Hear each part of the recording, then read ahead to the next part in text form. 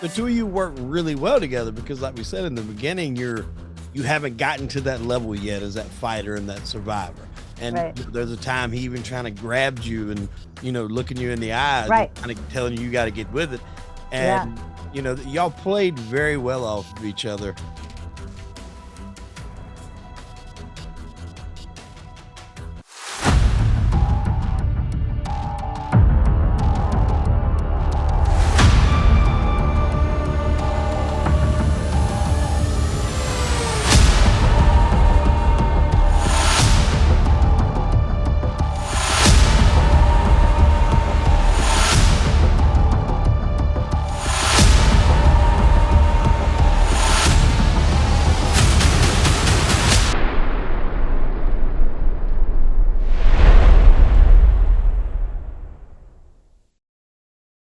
Ladies and gentlemen, welcome back to Crime and Entertainment. I have here today a very special guest. Now, as everybody knows, I'm a big horror fan, and I do believe that this might have been not the first horror movie that I ever seen, but definitely the first zombie movie that I had ever seen.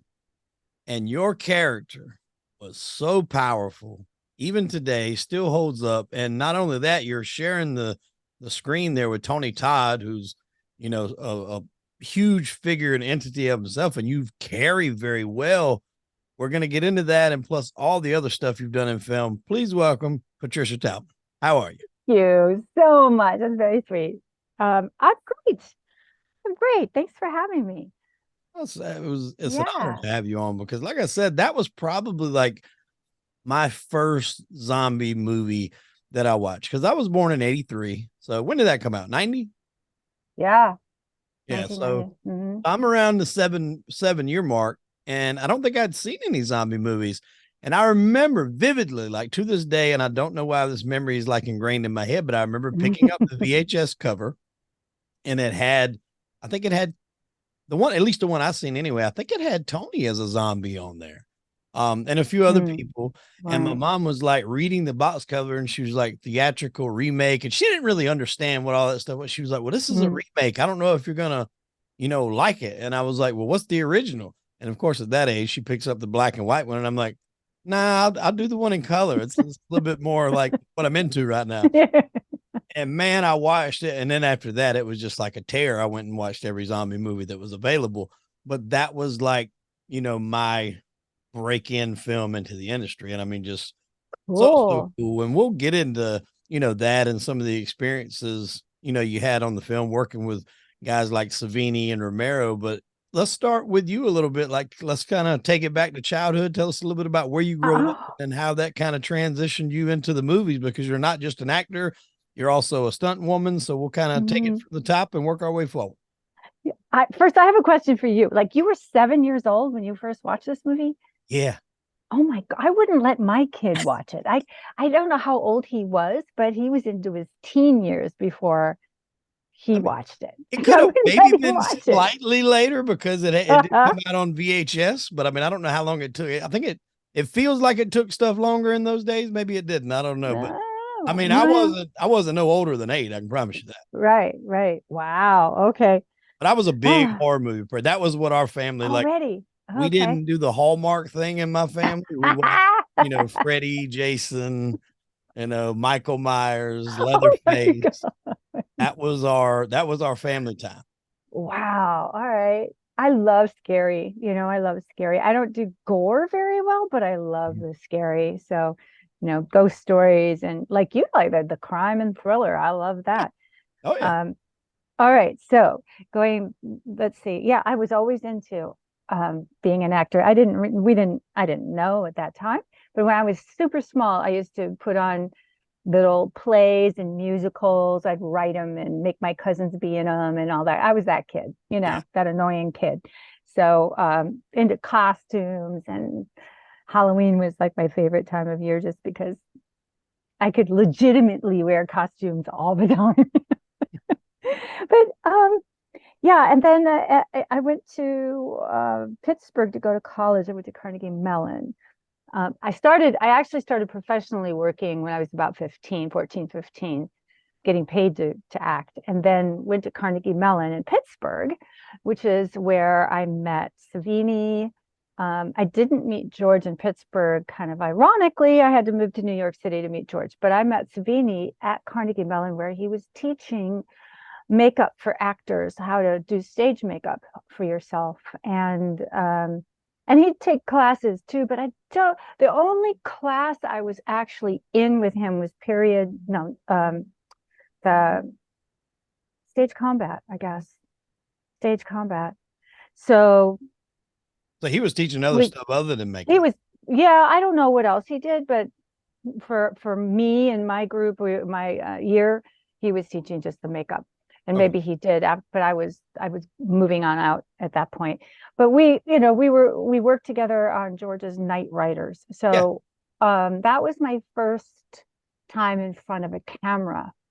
I'd done on stage work since I was a kid, but being in front of a camera was brand new. And I auditioned for Night Riders in New York City. I had moved to New York right out of school. Like, we graduated, I packed my bag, left my dorm room, drove to New York. And what's that like? What's that like? Just curious. And I only asked because, like, I just come from New York this weekend. I actually went to a film festival they had up there in the city. Oh, okay. And there was a lot of aspiring actors that were up there, directors, screenwriters, and I'm just like, a lot of people just like risk it all and just pack up, move here. And obviously I know times are different, but like that's still like a risk, and it's got to be wild to know your hopes and stuff are hinging on things that it's a slim door, but if you can get your foot in it and you can make your way, it can obviously be very lucrative. Like, did you have any reservations at all, or were you just like, this is what I'm going to do, let's make I didn't have any reservations. I was full bore into it. That was it. I was done, I was committed. I agree. I think it's a slim door. You have to have like just the most amazing mindset to survive in the entertainment industry. And you're going to be rejected 99.9% of the time. So if that's not your deal, don't do it, because you're going to get rejected way 1,000 times more than you will be finally getting a job. Let's see, New York was when I got there, it was 1979. So it was a different era. It was still very much the Wild West in a certain way. There's still a lot of drugs going on. It was the disco era. We didn't know what AIDS was that was affecting our gay community. We didn't know, like, what the hell is this thing? So it was a really different right then. Sorry? Was 54 like happening right then? Oh yeah. Yeah, exactly right. And other discos. I mean, that was the disco that everyone sort of got to know, but there were other very big famous discos in the city that people would go to, and edgy clubs too, more in the East Village side of things. It was really, I'm kind of amazed that I did it, we did it, kids did that, young people did that and survived, because it was not easy. Yeah, it was not easy. And shit happens. You get mugged. We got robbed. We got all the things that happen in New York. It happens. It's tough. Thank goodness I haven't had that happen in my trips up there. But I mean, it doesn't sound like that's such a deal anymore. It sounds like it's gotten cleaned up and a little homogenized. I mean, the stores and the neighborhoods are they're losing their differences and they're becoming more and more the same, which is what happens in the world. So I'm grateful I was there when I was, but I was there for 10 years. I lived in Manhattan for 10 years, and then I moved to Los Angeles. So, because I was following the business and my dream for myself in the business. And I think that, the difference now is we didn't have all this online technology. Obviously, it was the 70s and the 80s, and it's 90s even. We didn't have cell phones on sets in the middle of the 90s. We were using real actual cameras and film, it's like, no digital stuff. So you had to be where the hub was. Mm-hmm. You had to be where the productions were. You're not going to be able to audition online. People aren't going to know about you because you're not online. You don't have a website. It didn't happen yet. And so you had to be in the rooms with people. Actually, you had to go to auditions. You had to meet people. You had to network. And the only way to do that is to be in the hub. And the hubs were New York and Los Angeles. And sure, there are ancillary markets in other cities. And there's still, and now there's more ancillary markets in other cities, but it's still focused in New York and in Hollywood. And it's just kind of the way it is. Yeah. Well, they say. So yeah, I had to be there. That was, I'm sorry, a long answer, but you actually had to be there. You kind of had to be there. Well, that's in the song. If you can make it there, you can make it anywhere. You And I make think it especially anywhere. in those days, for sure. And I think that is so true in so many ways. It's not only just make it as far as make a living, but it's make it as far as, you don't implode. You actually have a community. You feel like you're worth something. You're having a good time at life. If you can do that in New York, you're in good shape. What do you think? And real quick, I just kind of want to mix a little bit of present and past. Do you think that makes it harder for an actor now with the availability to, and I don't even know, obviously I'm not an actor and I'm not sure the business goes, but now do the people still do walk-in auditions, or is everything went to online? I mean, because I would think if you're going online, it's going to make it a whole lot more difficult you're going to have a whole lot more people to siphon through. So, and that's the case, unless you're specifically looking for someone new, you're going to kind of go with people that you know or familiar with or worked with in the past. Was it harder back then than it is now, you think? It's very different. I mean, I think there's pros and cons to everything, as is life. Yeah. But you're right. Now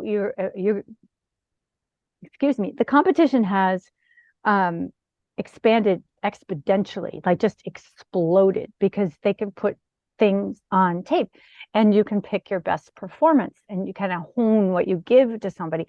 They don't see you in the room. They don't see how you handle direction. They don't see how you're handling yourself. They don't get a real good sense of your vibe. But on the other hand, you can put your best foot forward in a recorded audition, for example. You can audition way more easily, and you don't have to drive across town, stress out, dress up. You can do back-to-back auditions in your own kitchen. You know what I mean? It's really kind of awesome. I know a lot of people love being able to audition, who are my age, in their 60s, and now auditioning at home, and they love it because they don't have to go through that stress. But I will say this, they are also actors who already have a network because they've been in the rooms with all these people. Right. Of course, there's always new producers, new casting people, new people to meet. And I do really appreciate you being able to be one-on-one with somebody or in a room of people and just say, yeah, this is me. Here I am.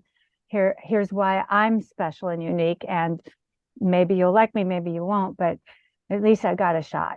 And to me, that adds an extra layer of pressure. Like going into a room, you got people in there watching you, critiquing you, and then you can do a little bit more, I think, in person with body language and everything else than that's true. Come across on a camera like that. And Wade, what do you think about this? That when you're in the room and you're under some pressure, as you said, don't you think that it's important that they see how you handle that pressure? Because you're going to be under even more pressure on a set. Yeah. With other people, with cameras, with people, with it moving so fast. I mean, you need to handle yourself under pressure. It's a very different kind of thing. The auditioning, it's not the exact same thing, but it might be, it might be a measure of how capable you're going to be and able to deliver your talent on a set. You can't be coddled. There's no time. Yeah. Don't have time for that. You got to break it. So Night Riders, Romero did that. And then what was Tom just in it, or was he working on it? What was Tom's role? He was just in it. He was an actor. He was great. He had an amazing part. He was an amazing, he really did an incredible job as an actor. I think he's a fabulous actor. Oh yeah. Yeah. Yeah. I think the first movie that I seen Tom in was probably From Dusk Till Dawn. Mm-hmm. As far as an actor. And I didn't even realize that he had, he was a guy that done makeup. That was kind of around when From Dusk Till Dawn came out. That was kind of the time when I started noticing who directors were, because obviously Quentin Tarantino was part of that. I started looking into more like who's behind the camera, who's writers, who's directors. That was also kind of the the early age of commentary and stuff like that. And I think they actually made a whole behind the scenes movie of From Dusk Till Dawn called Full Tilt Boogie. And I watched that. And that was when I was like, oh, okay, he does makeup. And then I go back and look, and like he's done every horror movie that I've ever watched, a lot of the 13th. And Yeah. okay, so that was kind of when I started digging into a little bit more as far as like who's doing what behind the screen, because a lot of people just watch movies to watch movies. They have no idea if a lot of their movies are done by the same director or producer or writer. And so that's when I kind of started digging into him. But I mean, he is a fantastic actor, and a lot of people obviously know him for the makeup, but he can bring it on screen as well. How did you? Absolutely. Was that your? I mean, I know you had the class with him in New York. That was your first time actually working alongside him. What were you thinking? I didn't work with him in acting class. I wasn't in acting classes with him. I think he was in the class behind me. Okay. Because of when he came into the program. So oh, you just met him there. I met him. Okay. There. Okay. So what was it like working alongside him on the set of Night Rider? Oh, he's great. He's an amazing actor's director. He loves actors. He really trusts who he casts. My experience. And he let us do. He would give us what he wanted to give us. We would work out the blocking of the scene, and he would help us to do our best. But he basically just trusted us implicitly. What about it was George? great. What was your take on George? Okay, so George was my director on Night Riders, which, like I said, it was my first time on camera, and I was excited to do it. I had that confidence that people who know nothing to have. Like kids, they just think they could do anything. I just thought I could do this, and I did. But in retrospect, I'm like, oh, I was kind of naive. But George was the perfect guy for me to work with for my first film, if you will, because he was so kind and so generous, and he just treated me like a professional. And so I wanted to be treated like a professional. So we both, I rose to the occasion. He gave me that respect. And so I got to feel what that felt like. And I've worked with many directors since then who have not been that, as we all know in this business, and you work with all kinds of people. Mm-hmm. And I was so grateful that I had George, because he could have broken my spirit. He could have been a different person, but he's not. He's a really deeply generous, or he was deeply generous, collaborative human being. And I believe Tommy, because he saw that, he was also kind of brought up by George and saw that. And he's the same way. He was a very kind director, very empowering, and I wish we had more of them. Yeah. He's one of those guys that when I see these photographs, he always looks like he would be a pleasant guy to talk to, work with. Some of these guys, you can tell they probably have their playful side, but there's also a very serious side to him, which I'm sure he had to be serious when it was time. But there's just guys that look approachable, might be the right word. Yeah. I know what you mean. Yeah. And he seems to be that type of guy. Obviously I've never had the chance to meet him, but he seems to be, from the photos, a very approachable type of guy. That's a good word. What was the gap between Night Riders and Night of the Living Dead? Almost 10 years. Night Riders around 1980, and then I did a couple of episodes of Tales from the Dark Side, which Tom cast me in, and obviously I had my own career going on, but by the time we got to Night of the Living Dead, I was living in Los Angeles, and that was about 10 years later. So, but you started in the stunts around that time also, right? In between that gap. Right. I in fact, it was probably very close to that. Let's see. Trying to think. I had my first stunt jobs when I was still living in New York, so that'd be 1988, 87. What was your first stunt job? I worked on a couple of soap operas, and I was taking, just because I'm a nerd, I was taking period sword technique classes in New York City because I love that shit. And I met stunt people in the class. And one stunt coordinator came up to me at one class. He said, I need a stunt person. I need a stunt woman who's like 5'9", red hair, to fall down some stairs for this actress. Would you do it? And I was like, okay. I really didn't know from stunts being a career. Mm-hmm. I had met stunt people on Night Riders, and so I knew that obviously that was a job, yeah. but I hadn't thought of it as a career, especially for myself. So they had to kind of train me up a little bit in the week before I did the job, and then I did the job, and I had a blast. So I started to become more aware of it, and they used me a few times. That same stunt coordinator and his team used me a few times. And then I met other stunt people in New York, and I ended up doing a movie called The Pool, starring Tina Louise from Gilligan's Island. Mm-hmm. And I doubled Daphne Zuniga. Oh gosh, what was that called? I don't know. I'd have to look at my IMDb. I think it's on that, but I can't remember. But I worked with Danny Aiello Jr., who was our stunt coordinator, and he was awesome. I remember I heard the interview you were talking about. I think you said that first stunt, they paid you, a pretty large sum of money. I think you said like $1,200. Yeah, you were working like at a supermarket or something at the time, and they paid I was working in Macy's little girl department. Macy's, that's right. Okay, Macy's. Yeah. And yeah, that's got to be something. And all you just had to do was take a fall? I fell downstairs. I did it twice. Now, when you fall downstairs, are you falling down actual stairs, or are these working stairs? No. I think that's the thing about stunts is that, you really do get hit by cars. You really do get set on fire. You really do fall downstairs. You really do these things. If you do fly through glass walls or whatever, it's, you do that. They try to make them to be as friendly as possible so you can get up and do the stunt again if you need to.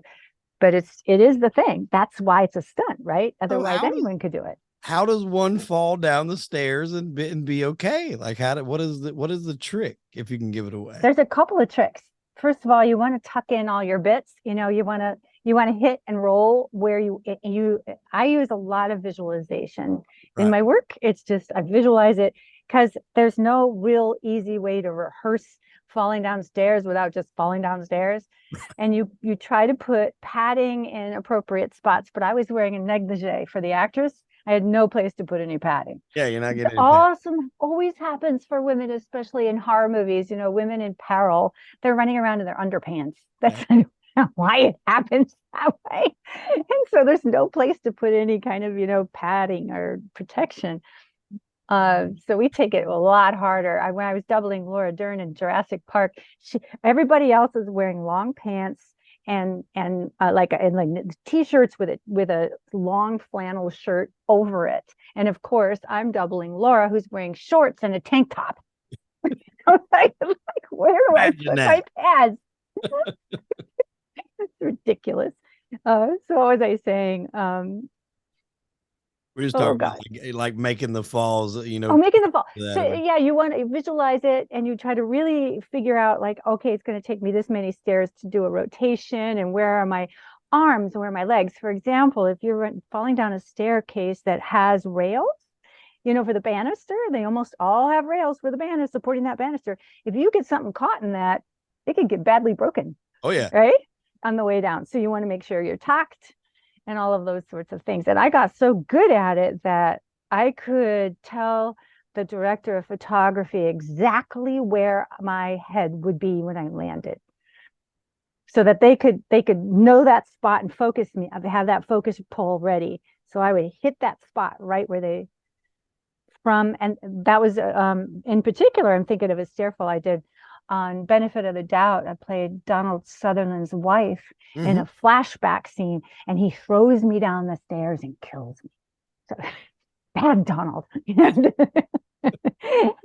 And so Donald worked with me to figure out how much oomph to help me with to get, and where would I land and hit and start that roll, because it's kind of hard to know you build up experience though, and you try to really, I would walk it over and over and over and over again. And you'll see stunt people doing that on the set.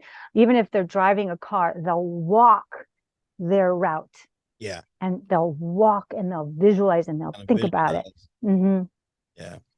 And you started out doing a lot of horror stuff too. Like, was Creep Show, Monkey Shines? I think you had a little. What was did you have like more of a, I want to say, fascination or a love of horror movies over anything else, or that just kind of happened to have been the jobs that were popping up at the time?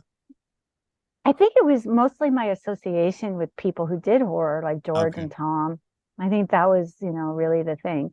Although I will throw in this.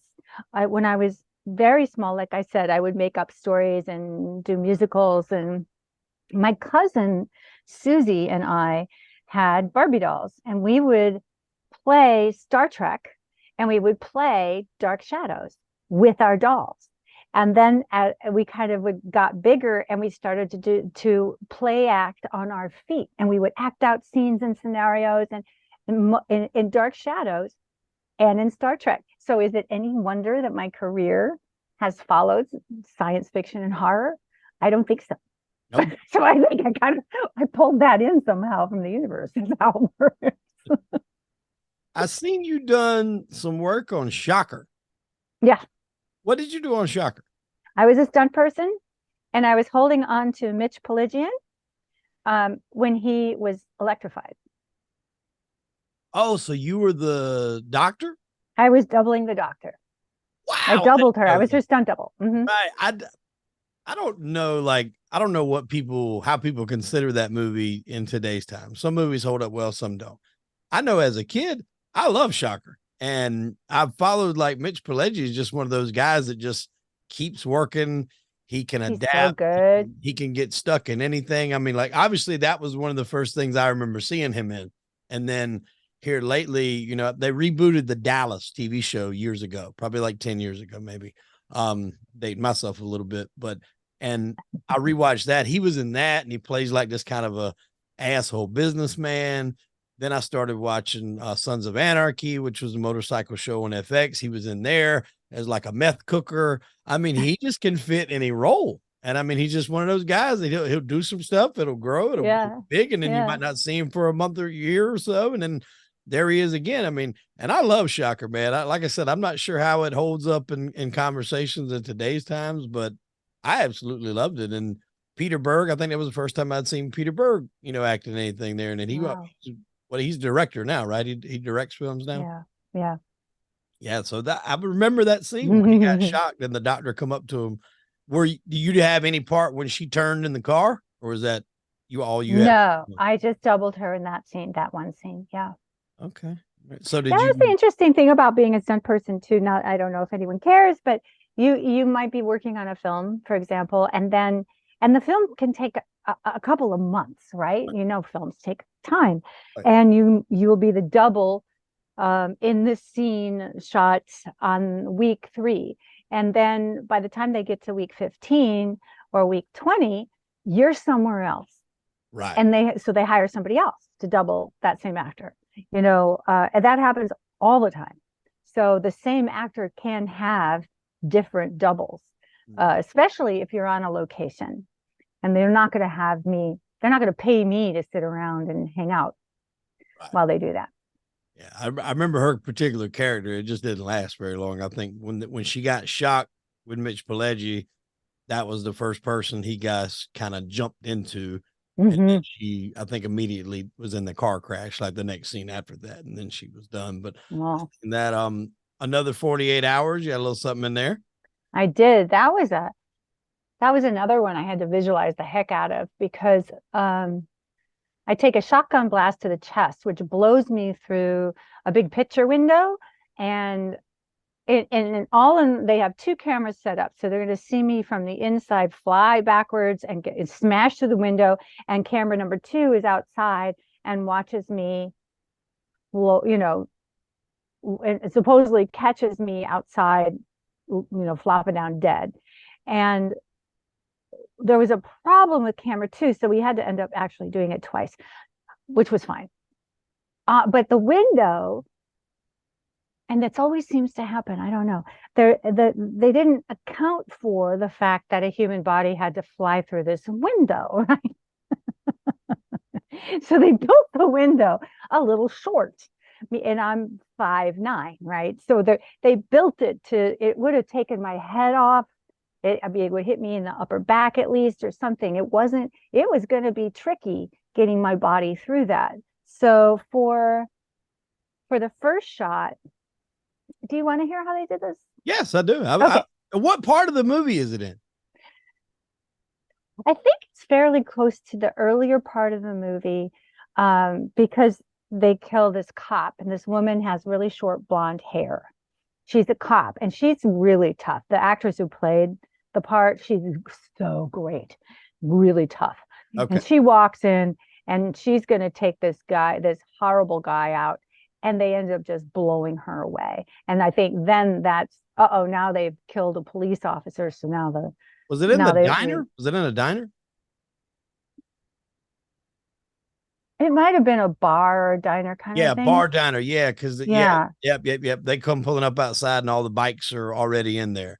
I think in the scene, she doesn't seem to realize who it is, right? Yeah, Andrew Devoff was in there, if I'm not mistaken. If that's how you spell his name. All right, wow, you got this better than I do. But it was a big job because I had to work with two different machines. I had to do a ratchet and I had to do an air ram.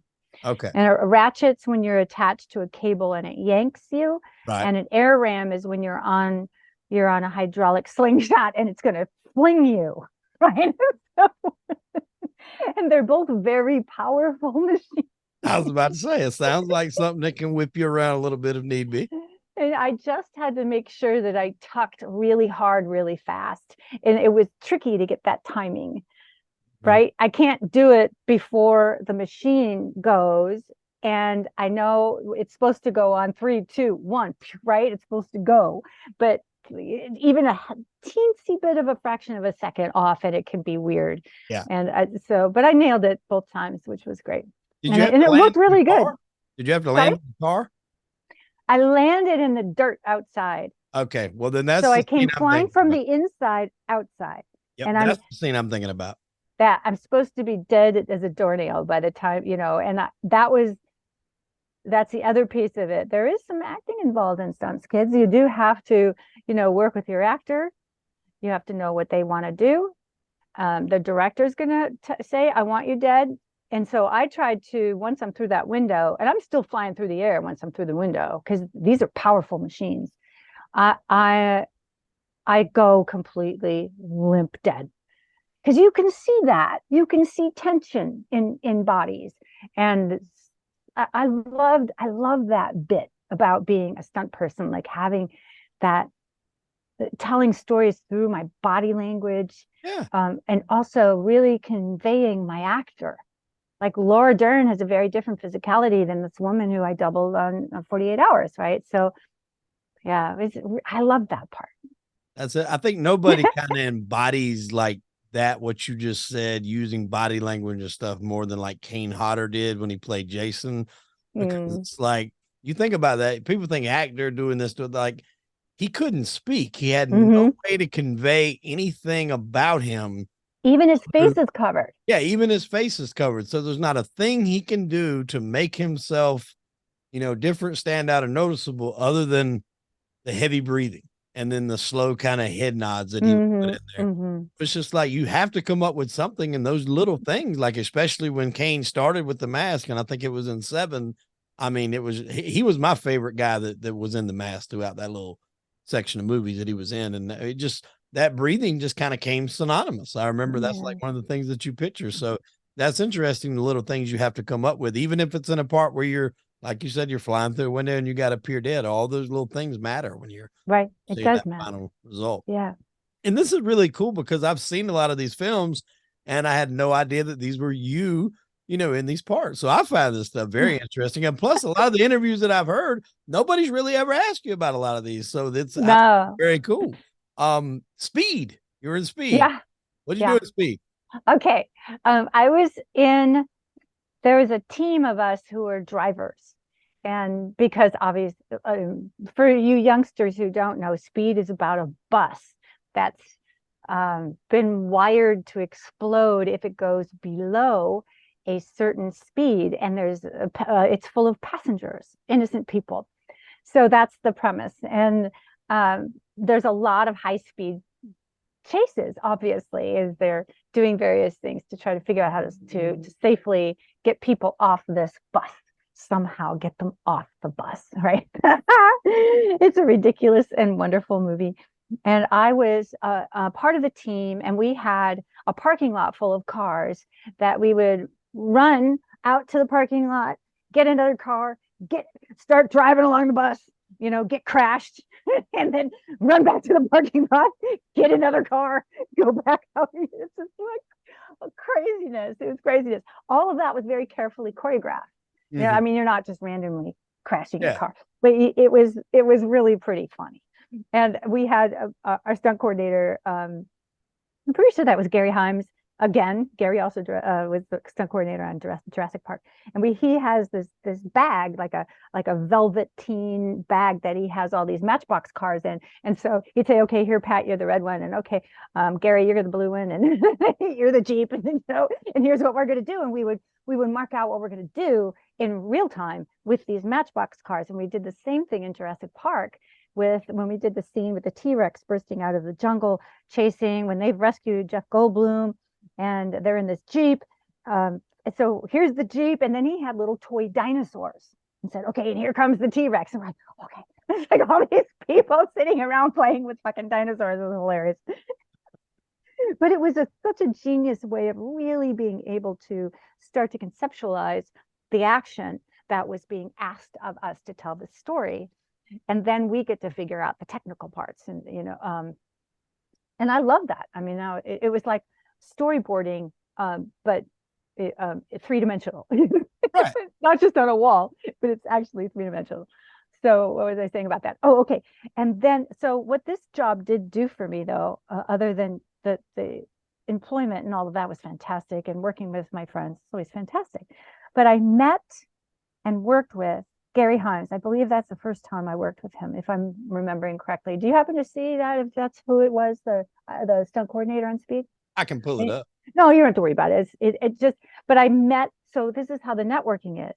I'm in person working with someone. They see me and they see my physicality and they see my willingness. They see how hard I work. They're seeing I'm a team player. They're seeing I shut my mouth on the set. I know how to behave on a set. I know how to do my job. I know who's my boss, all those things. And you would think that that's obvious, but it is not. You wouldn't believe the stuff people do.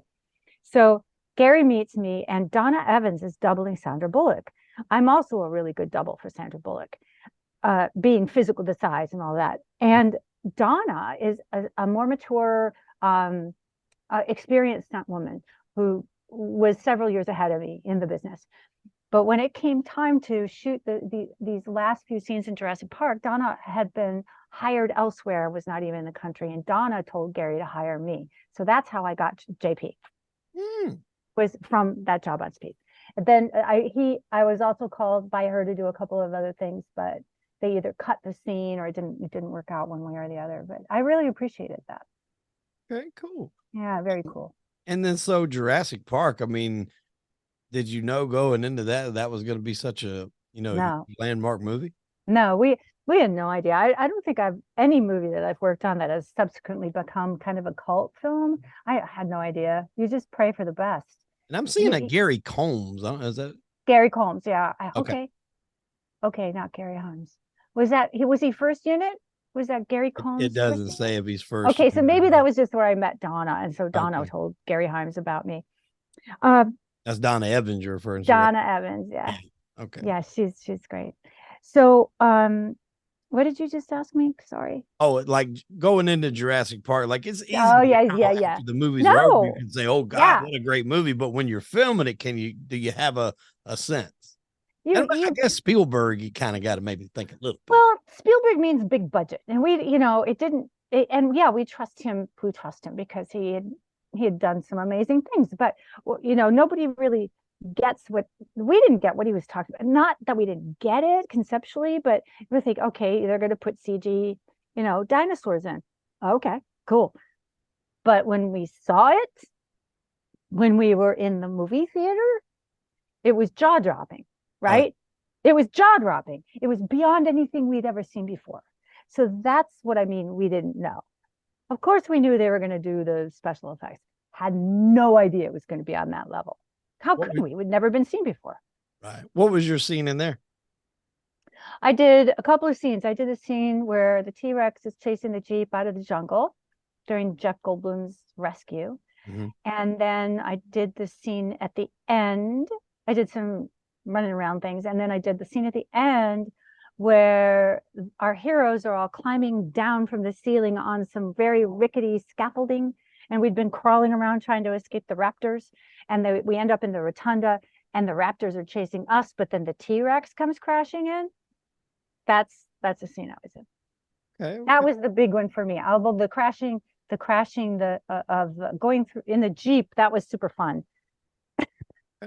Before we get into Night of the Living Dead and a few other things, there was one more I wanted to ask you about, the Long Kiss Goodnight.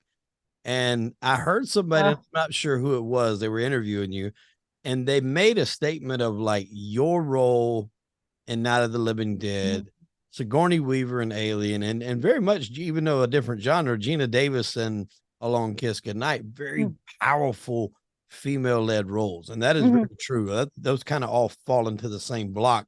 Again, she's acting alongside very powerful male actor Samuel Jackson, but she largely steals the show. What did you do in Long Kiss Goodnight? Because I love that movie. Was that a John Frankenheimer film? No, that was Rennie Harlan. Rennie Harlan. Okay, Rennie Harlan. Yeah. All right. What was you doing in Long Kiss Goodnight? I doubled Gina. I was the last of her stunt doubles. She went through like 5 or 6, and the reason being, they were shooting in Toronto mostly at night in the winter, in the middle of the winter. So people were getting hurt left, right, and center because in the cold, you're very much more likely to freeze up, to pull muscles, to tweak bad things, and people got really hurt. I did some of the hardest stunts I've ever done on that movie, partly because of the cold, and partly just because they were very hard stunts. Yeah. Really hard to do. I've got pictures in my book. I have a book called Pleasure Thresholds, which is about my 5 years while I was on the show Babylon 5, but the things I was doing in between. And Long Kiss is in there. I've got a picture of the bruises. The bruises were so bad on my body that people thought I had broken my arm, broken my ribs. They were just on my legs and my thighs. I got some bad ones on Jurassic Park too. The back half of that movie is set in like snow or at least an ice area or whatever. Like it was a nightmare. It was a nightmare. It was so cold, and I hate the cold. But I had 18 hours notice to pack up my household, get my son and myself, who was 18 months old, to Toronto, because the last stunt girl got hurt. And we're going by size now. I'm the shortest one so far. I'm 5'9". Gina's 6'2". So she had started with her big tall, and now it's down to me. So it was great and grueling. And it was one of those jobs I came off of, and I'm a single mom and I've got this little kid, and I was thinking, if something happens to me, what's going to happen to my baby? And I just thought, why am I doing this? Actually, I thought that while I was hanging upside down 80 feet over the camera in a quarry in the middle of the night in Toronto. And I'm wearing, Gina, talk about babes having no clothes on, right? So I'm wearing like tights, black tights, a white wife beater, tank top, and a leather jacket. And that's it. And it's Toronto, like 20 degrees below zero in the middle of the winter. I'm freezing my tits off. I'm hanging upside down off a crane, waiting to be dropped in a free fall. It was like fucking nightmare. I remember that scene where they had her strapped. I don't know if you had anything to do with that particular scene, but one that steps out in my mind was when he's got her on that wheel and he's turning and is turning her through the water. I did tests for her because they were trying to figure out, there was ice on that too. Yeah. There's ice on the water. So they had me break the ice. They dropped me in to break the ice. And it was actually paraffin, but they didn't know how thick to make it. Oh, okay. That's where I got the worst bruises on my triceps under my arms, because my feet broke for my body, but then my arms got caught in the paraffin and just fucking nailed me. Ugh, that was harsh. But so I took care of that so Gina didn't have to. Well, that was mighty nice of you. I know. I'm like that. It's so cool that all these movies that I watched, like I had no idea that you were involved in. And that's why, like, and I started trying to figure out when I have people on, obviously they've got certain things in their careers that, you know, you have to talk about. Yours is obviously, Night of Living Dead is a landmark, Babylon 5. Yeah. But like, I was just finding it so interesting that you were involved in all these movies, and yet I had no idea. And so that's why I was just kind of asking about a few of these, because it's just really cool. Night of the Living Dead. So how did this come about? And I'm going to say arguably, and I'm a horror movie guy. As I told you earlier, I've been watching them for a very long time, still watch them, still a fan. Probably one of I would say the best horror remake. I don't really know if you can tell me another horror remake that has topped the original like you guys did in this. How did this come about? Who did you meet? You know, what was the steppings for this to get you involved? Luckily, see, this is why we're talking about when we started our conversation today about networking and people and that. So obviously I knew Tom and I knew George, and I'd worked with them both. By now I'd worked with them on things, and it might have done stunts and it might not have been a big part yet. I'd done Night Riders for George, but that was years ago. Anyway, Tommy called me, and I was here in LA, and he said, we're going to remake Night of the Living Dead. Would you like to play Barbara? And he wasn't offering me the part. I was going to have to audition. But I said, no, I'm not that girl. I'm not going to cry and freeze up. And by Judith O'Dea did a great job. She was amazing. And that was the appropriate trope for that age of cinema. It's not for me. It's not for me in 1990. And it's not, I couldn't even fake that right now. So Tommy said, no, read the script. So I went, okay. And I read the script. I was like, oh, okay. Because they had obviously completely changed the character of Barbara and her trajectory. So that's okay. And I had to do, Tommy said, can you put yourself on tape? Because there was a girl or an actress in New York where they were casting out of New York. And they said, could you put yourself on tape? Tommy thought that would be more impactful. So I called my friend Marty Schiff, who's done a bunch of Romero movies, including Night Riders, and we'd become really good friends. And he was in Los Angeles and kind of mentoring me along into figuring out in Los Angeles. And so he brought out this huge VHS camera, on his shoulder. And we shot the Johnny and Barbara scene, getting out of the car, talking to him. That whole scene, we shot it and sent that off. And I got the part. Thank you, Jesus. I just consider myself incredibly fortunate that Tom thought that well of me, that he thought that I would be, I think part of what works at the time was that I was very thin, kind of normal girl looking, nothing romantic or nothing even particularly robust, just kind of this person, you could believe she was a school teacher. Yeah. Then to have her average, face these average Joe, average Jane, and have her go through this extraordinary circumstance and have to figure out how to level herself up to survive.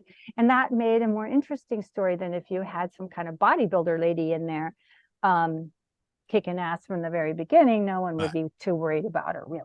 Well, the arc isn't there, she comes in kicking ass. You don't have that character arc, because even as young as I was, I remember thinking like, God, she's never been in anything like this. And, Mhm. she has to transform and transition into this badass. And you see, even as you slowly start to do it, and, when you're shooting, Mr. Magruder, I think might have been his name. I mean, you see this, the build up, and then the final when you come down. I mean, it was really, really, really well played. And that's one of those things that, I was curious when you read the script, did you already have it in mind and you could see the transition of the character? Can you tell that from the script? Yes. Yes.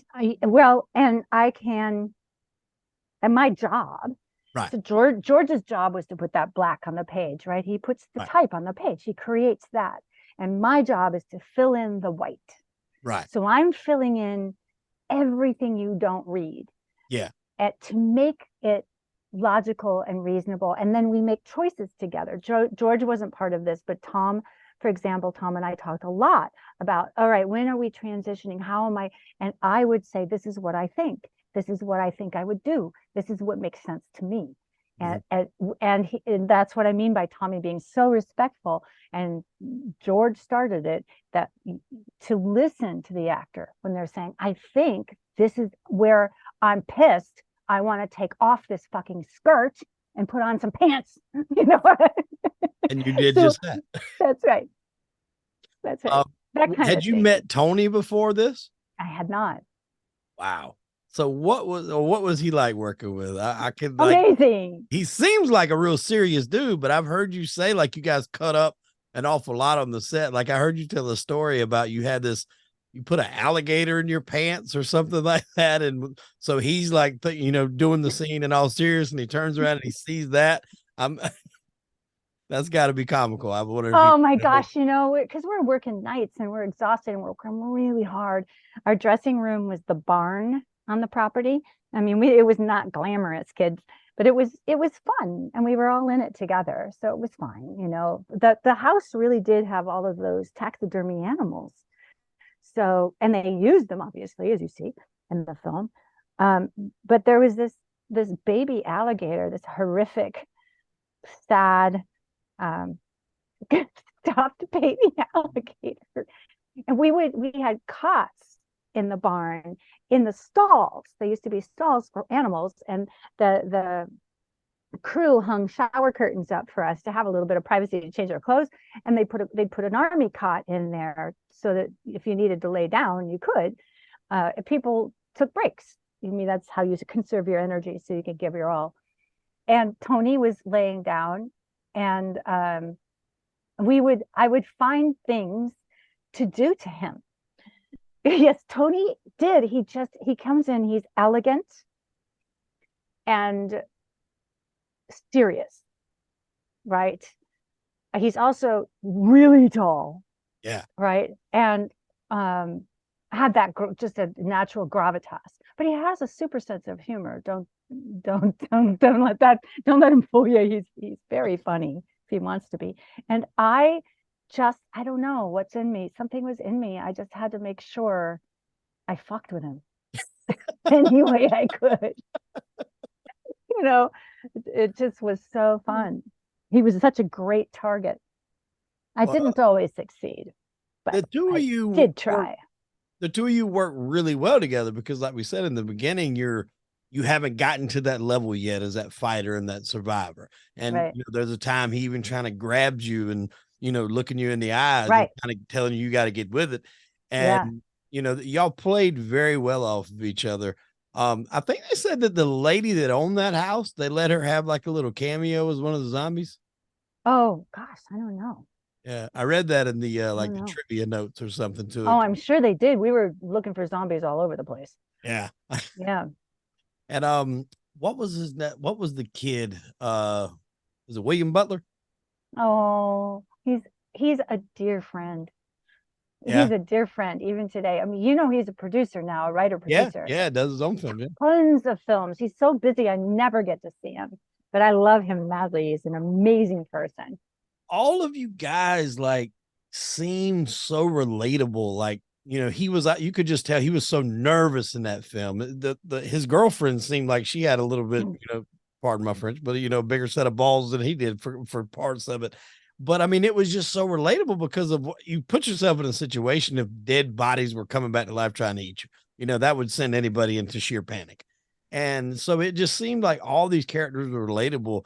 And then the one, and I hate that I'm escaping his name, but the guy that was the asshole, the bald guy. Oh, Tom Tolles. Tom Tolles. Mm-hmm. He was so good at making you hate him.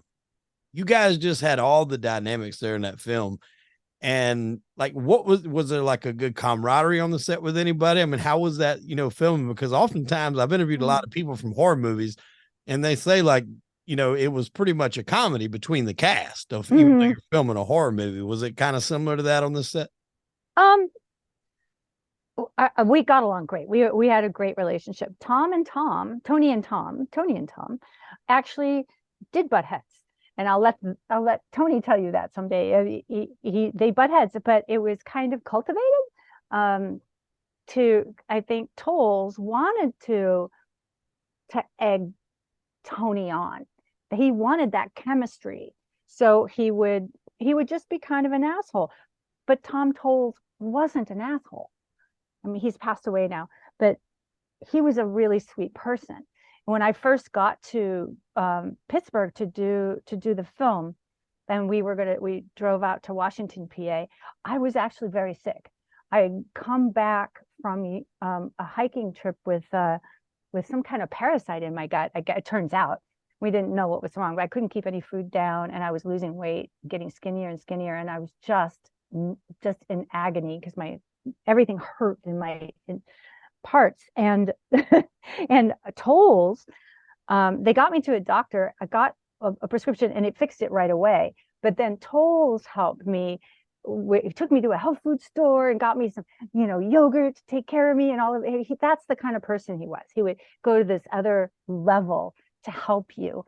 But he egged Tony on, and I think it was. I mean, not that I think. I know it was on purpose. Cooper, that was his name on it. Cooper, right? Yeah. But I don't know if they ever really did gel after that. I don't know. But we all got along great. From Billy Butler, Katie Finneran, McKee Anderson. Oh, McKee is one of these women who is also just so kind and generous and sweet.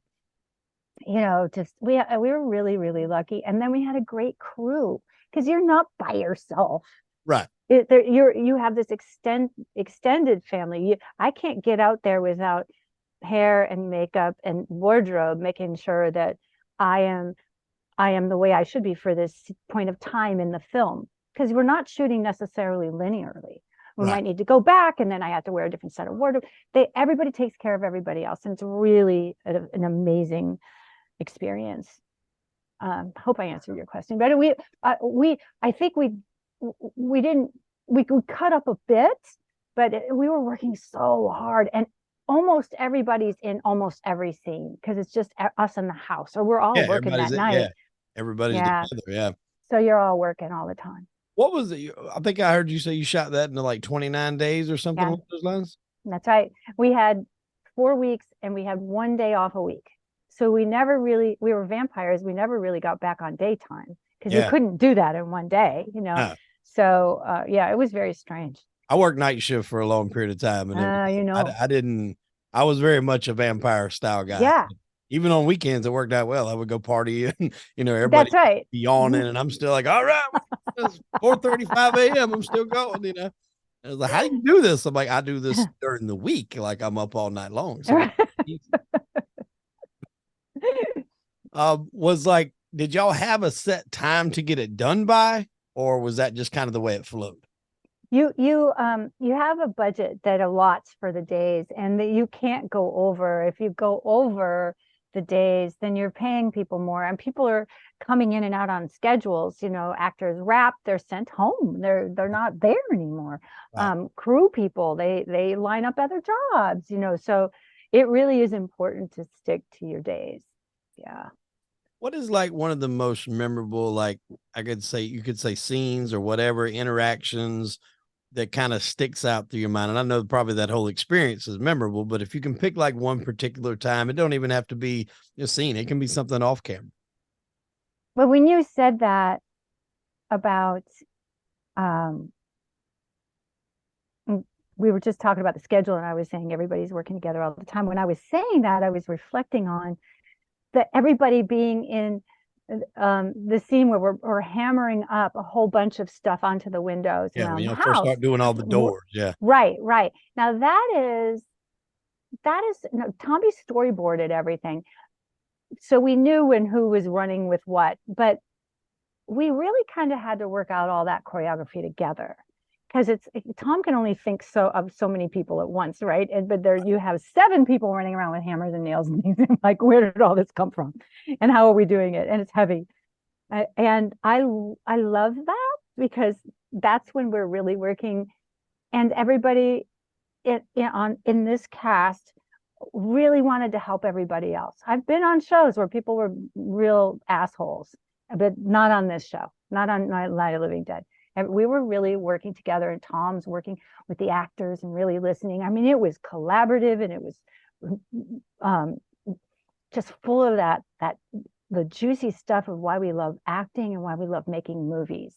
Everyone's working together. You know, the DP's over here and the grips are over here and the lighting's everyone's trying to figure out how to make this work. And it's not easy because we're in an actual house, not on a set. When you're on a set, you can move walls. Right. You can get the ceiling out of the way. So the boom mic can come in, right? So the lights can come in. You can't do that when you're in this little house. And all the cast was really tall. Tolls, Tony, me for a woman, we're tall. And so they're lighting and trying to not show what they're not supposed to show, right? So it was challenging for them. We had a very tall cast on Babylon 5 as well. But on B5 we're on, a set. So they could accommodate that. They built walls extra tall so we wouldn't run out of wall.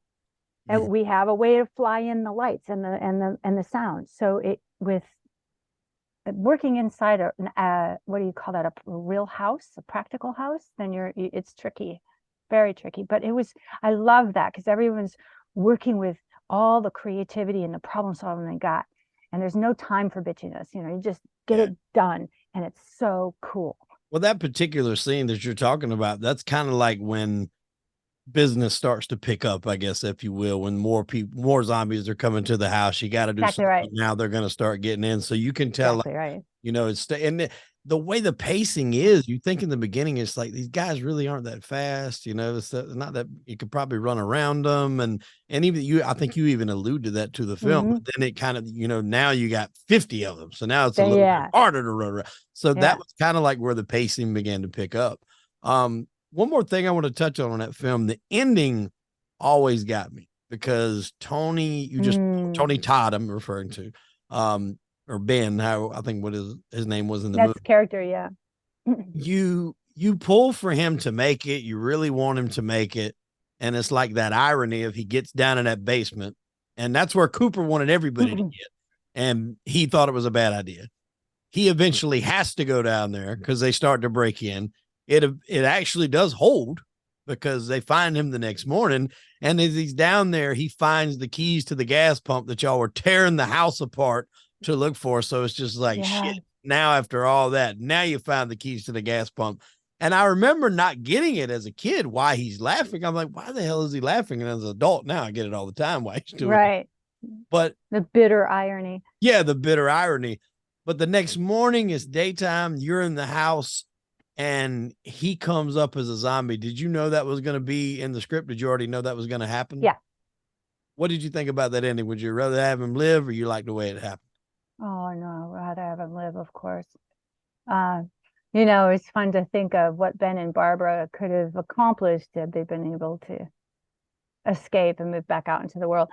But you did get you a kill in there, though. You did go ahead and take Cooper out. I know. I mean, that's when Barbara's lost it, right? Yeah, she lost it. She was on the level right there because he comes out and he's like, you came back, and you just like, wow, there's another one for the fire, and I'm just like, whoa, on the level now, boy. Oh my God! With all the sequels that popped off of that movie, you've never been approached to come back in there in any way of all the difference. I know it's not always been in the same hands. I think it's a little weird too. I mean, it's okay. It's okay, but it's kind of like you missed a bet. You should have had Grandma Babs in. She's the Yeah. grandma of zombie killers. Wouldn't that be kind of fun? Yeah. You know? I mean, you think with everything nowadays, with everybody coming back from, I think they even had Sally come back in the Texas Chainsaw Massacre that they did on Netflix not too long ago, and a little small part. You would think that somebody would have come. If you get a phone call wanting you to, revitalize Barbara. Oh yeah, Are you I thought about that? that a lot. I've thought about what would Babs be, had she survived, and we're in this zombie apocalypse for a decade or three, what would she be? And I just see her as being like crazy pants, dreadlocks, smoking cheroots, fucking gnarly, just, I would it would be so fun. It would almost have to be like maybe a situation. I've actually thought about this a lot, believe it or not, like a situation to where maybe they got it under control.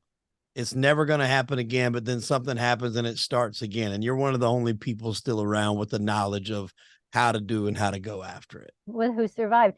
I know, but yeah, it could be interesting. Yeah, it would have been fun, but no one's ever approached me. And it's not like Greg Nicotero on Walking Dead doesn't know who I am. Yeah. Right.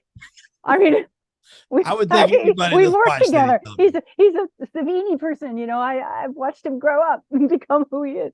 It's fine. They have their scripts and their reality, and it's evidently it didn't fit.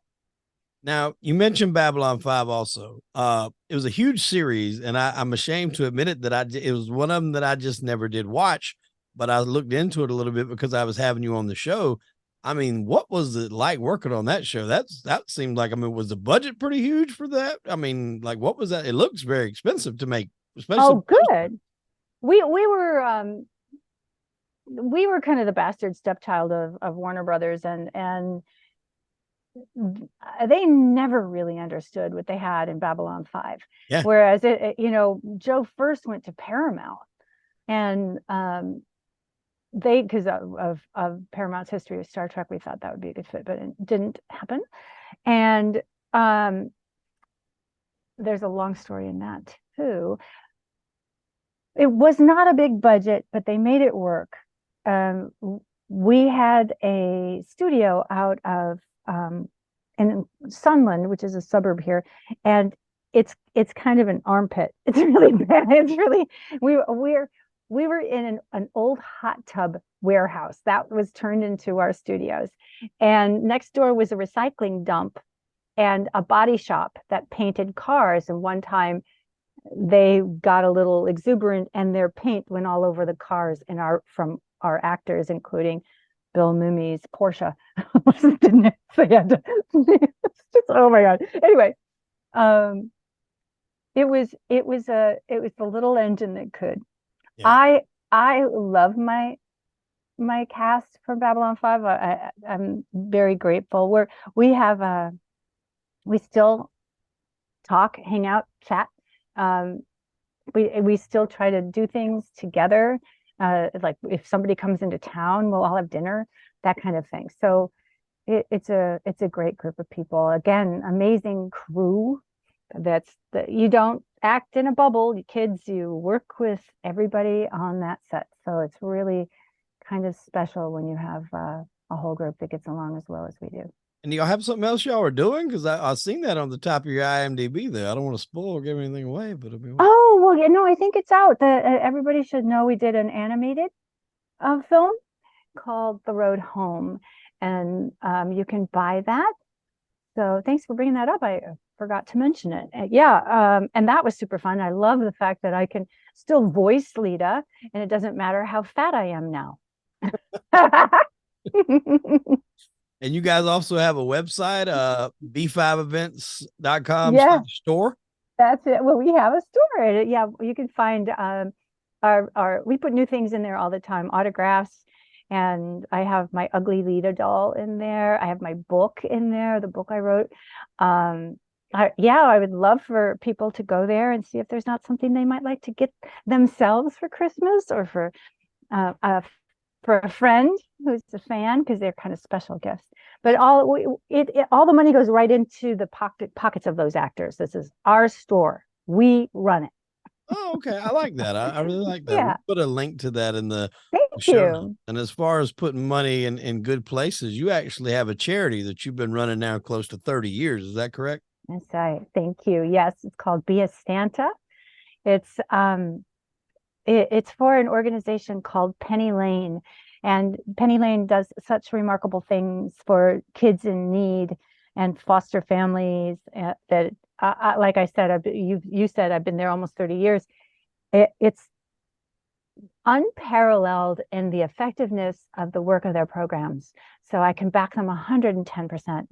What we do is, and we've done this since 1995 with my cast from Babylon 5, I would raise money, crowdsourcing before that became a thing, from the sci-fi community and the horror community, people who knew me.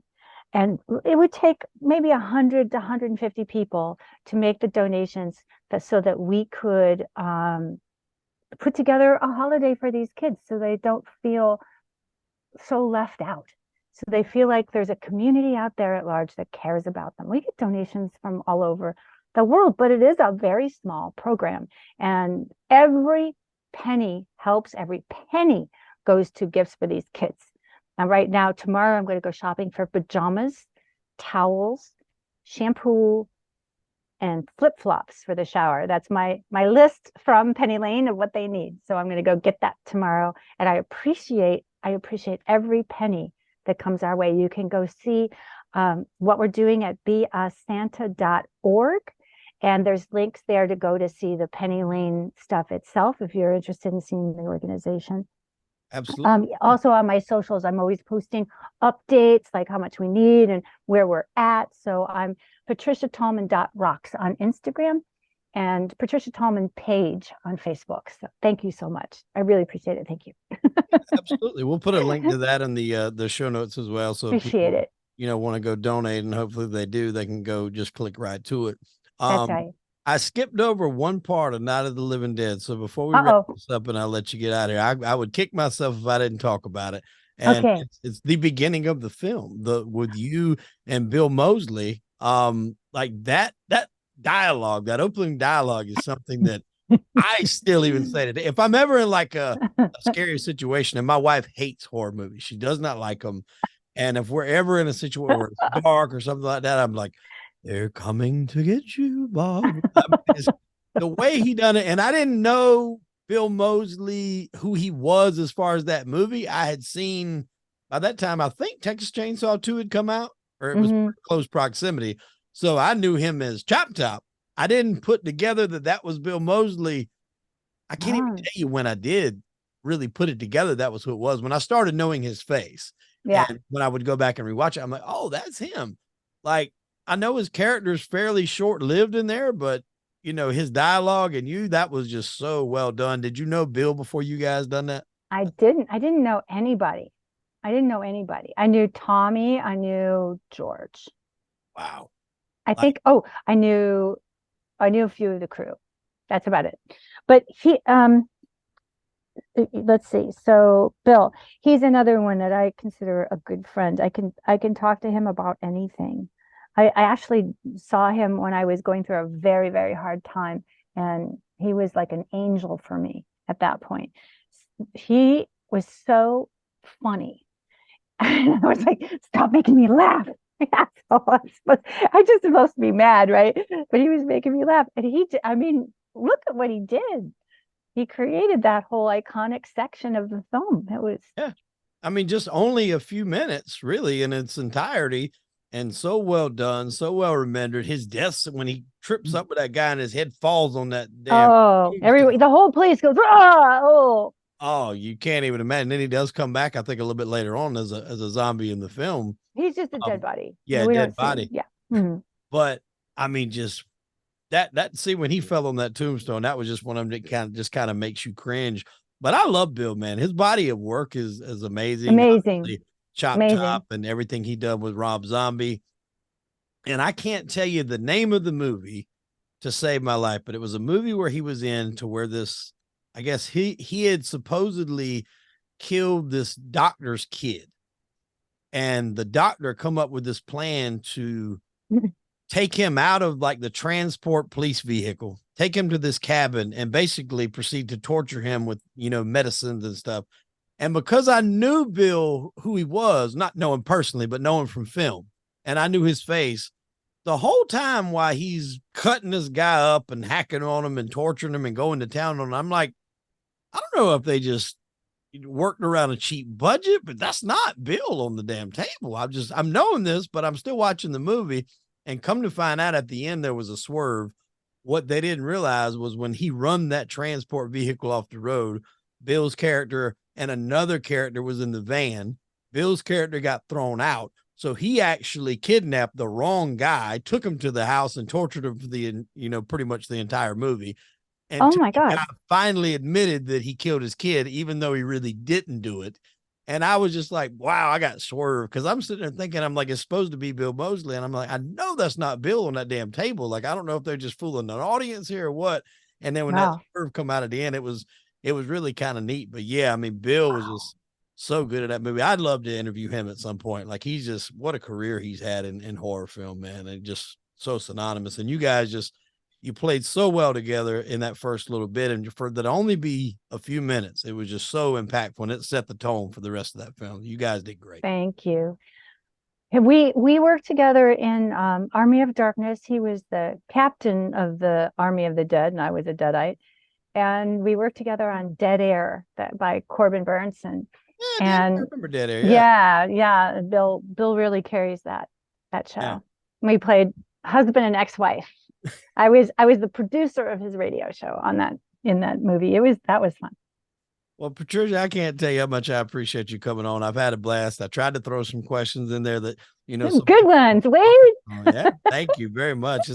It's cool because I'm a big film guy. So I watch all of these movies, and the fact now that I know that you were in there and a lot of these scenes and I got to talk to you is just really awesome. So thank you very much for coming on. You're so welcome. My pleasure. Thanks for having me on. I appreciate it. Thank you. Well, ladies and gentlemen, I'm Hollywood Wade. That was Patricia Tallman. And unfortunately, we are out of time. Tune in next week for an all-new episode of Crime and Entertainment. Patricia, we'll see you later on. Thank you so much. Bye-bye.